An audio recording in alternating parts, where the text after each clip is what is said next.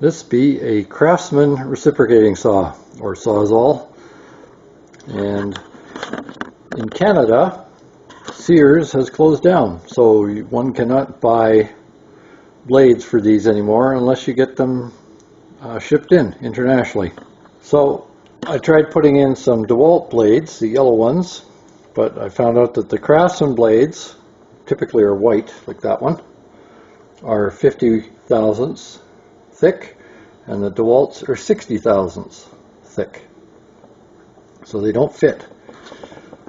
This, I've tried to do a number of modifications on this jaw that holds the blades, and it has not worked.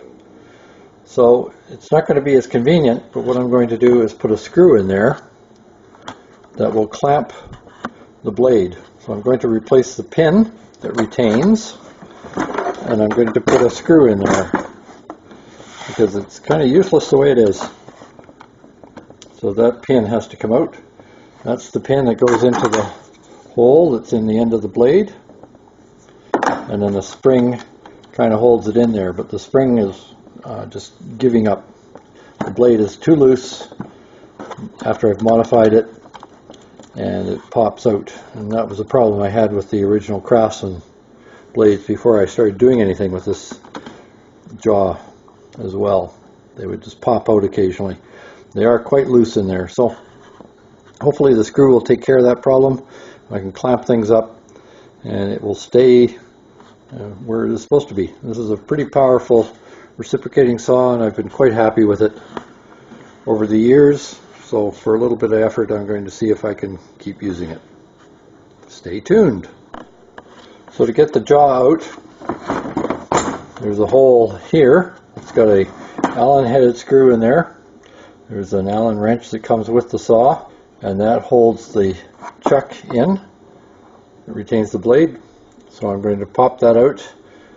Involves completely removing that screw, and then the chuck will come out. And there's this chuck, spring retainer in the front, pin underneath right there, and then here's the screw that retains it. So you have to line up the chuck within where the hole is. Moves quite a bit across. So now I'm going to have to drive the pin out here in order to get access to drive this pin out here. So clamp it up, not tight, just enough to allow just to hold it and allow the pin to slip through.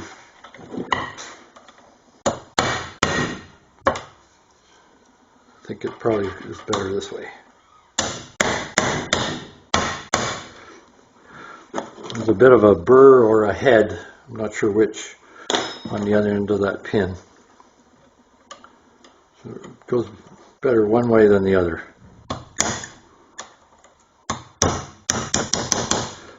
Get it so it's loose, so that punch will not go all the way through, and then gently drive it out that way. There you have it. There's this portion here. Then there's this spring. Not much of a spring, or just a retaining plate. And then the assembly in the back. It's beveled towards the rear, and the spring underneath goes on a pin that's inside. A spacer I made, but it really wasn't doing anything. So I'll pull that out. Now to drive this pin out here. See if I can thread that hole and put a screw in there. I'm going for stainless steel because it's a little tougher than soft steel, and it's going to take a pounding, so it might be a wear item. And there's the pin, right there.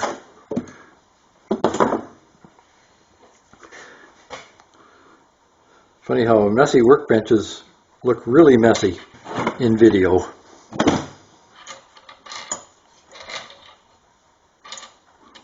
This is the tricky bit.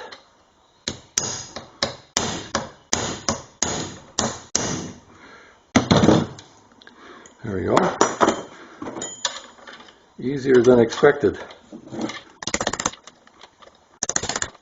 I've got a long reach vise on the other end of this shop, and if this doesn't work easily, then I will go down there and use the punch and the reach of the jaws.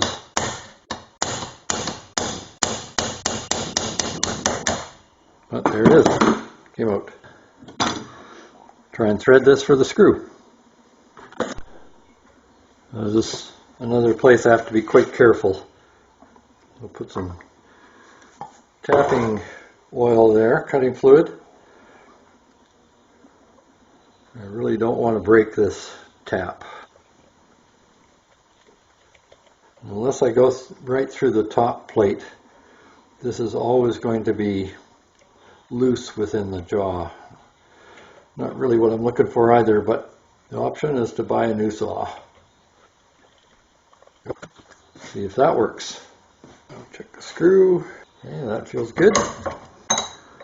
That should work. I'll start putting it back together. It goes there.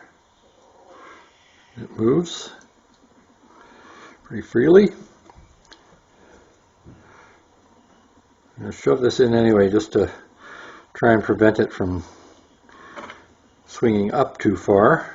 I like to try and keep it close as I can. This has to go in.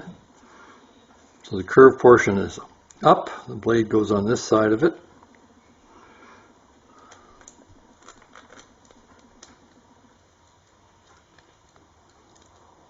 There we go.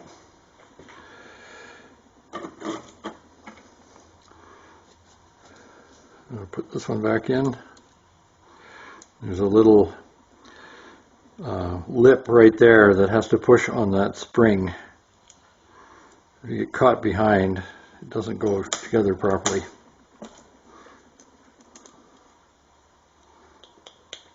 Let's tap that in a bit. There we go. Even out the spacing. Okay. So what I'm going to have to do now, from now on, is the screw has to be tightened and loosened every time I want to change the blade. Not ideal, but not really a huge problem either. So there it is. It's ready to go back in. It's got about a 3/8 inch screw. Should be a 632. And then I've put a piece of spring steel in there, which I got from just strapping for pallets and so on. Just got a few bands of that I cut off pieces off every once in a while. So I've got two pieces in there, one on each side of the lever of this. Try and make it a little more rigid so it's not as much travel. And trying to get it back down a little tighter so there's not as much flop in the blade. And that's much better than it was. And the screw goes through the hole in the blade, and it seems to be retained quite well, so we'll see how long that lasts. So now just to put this back inside the saw. Try it out. I'm going to be using this to cut some nails in old pallets for taking apart for the chicken coop.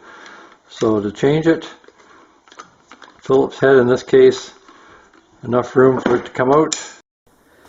Just to show you the final product, and because one person complained, not very politely either, that it was out of frame, which is a fair comment. Tact though goes a long way, I find. Anyway, this stainless steel screw here, so number 8, it's in place of the rivet that was in there.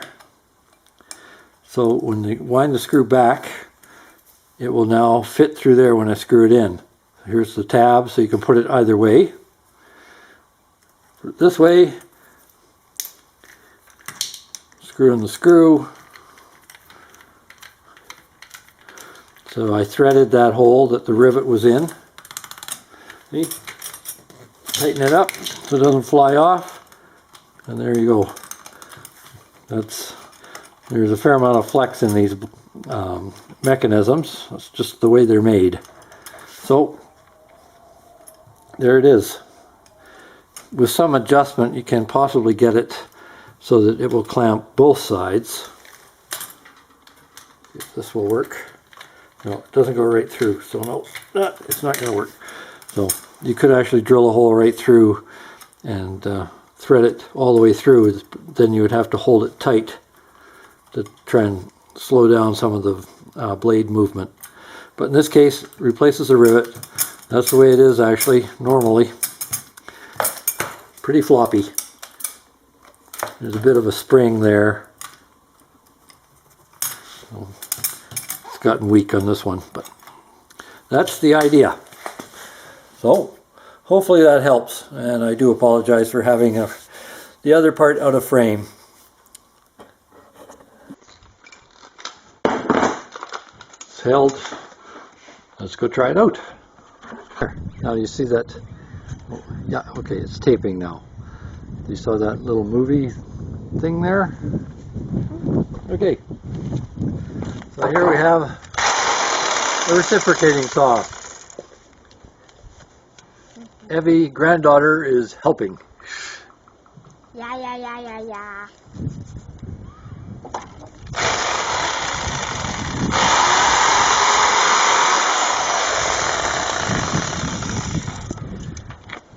It helps if you get a side that's got nails in it.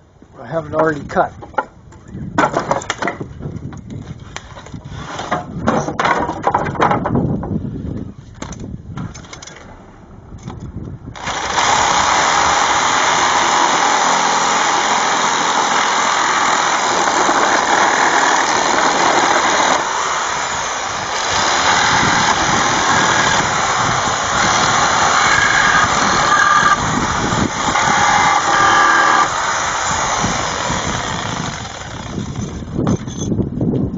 Holds the blade, works great.